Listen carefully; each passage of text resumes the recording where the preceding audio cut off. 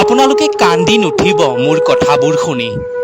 মোৰ প্ৰতিবেদনবোৰ দি আপোনালোকক মই কন্দুৱাব বিচৰা নাই। আপোনালোকে কেতিয়াবা ভাবেনে আমি বহিৰাজ্যত থকা ল'ৰাবোৰে কেনেকৈ থাকোঁ? টকাৰ বাবে আমি নিজৰ ৰাজ্য লগতে ঘৰৰ সকলোকে এৰি আমি বহিৰাজ্যলৈ আহোঁ।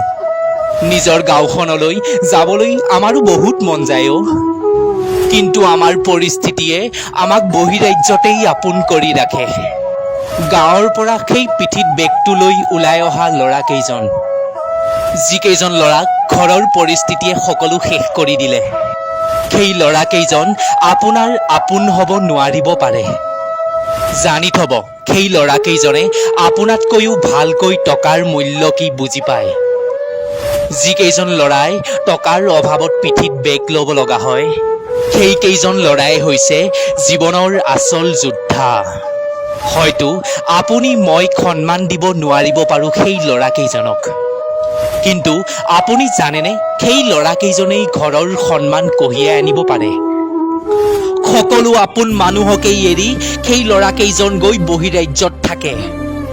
যিকেইজন ল'ৰাই মাকৰ হাতেৰে বাঢ়ি দিয়া ভাত খাইছিল, সেইকেইজন ল'ৰাই নিজৰ হাতেৰেই ভাত বনাই খাব লগা হয়। যিকেইজন ল'ৰাই কেতিয়াও কাপোৰ ধুইয়ে পোৱা নাছিল, সেইকেইজন ল'ৰাইও বহিৰাজ্যত কাপোৰ ধুব লগা হয়।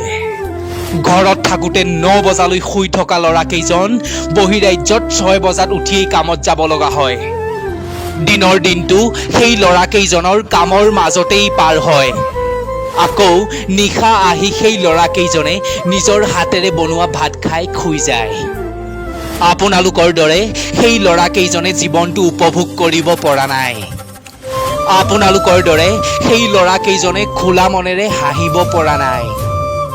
ঘৰৰ পৰিস্থিতিয়ে সেই ল'ৰাকেইজনক শিকালে আচলতে টকাৰ মূল্য কি।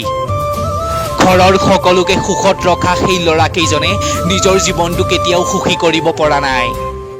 মাহেকৰ শেষত যিদৰে দৰমহা আহে, সেইদৰেই ঘৰৰ পৰা কল আহে। আপুনি বিশ্বাস নকৰিব পাৰে, সেই ল'ৰাকেইজনে হয়তো এসাঁজ নোখোৱাকৈ থাকিব পাৰে, কিন্তু ঘৰখনক কেতিয়াও দুখত ৰাখিব নোৱাৰে।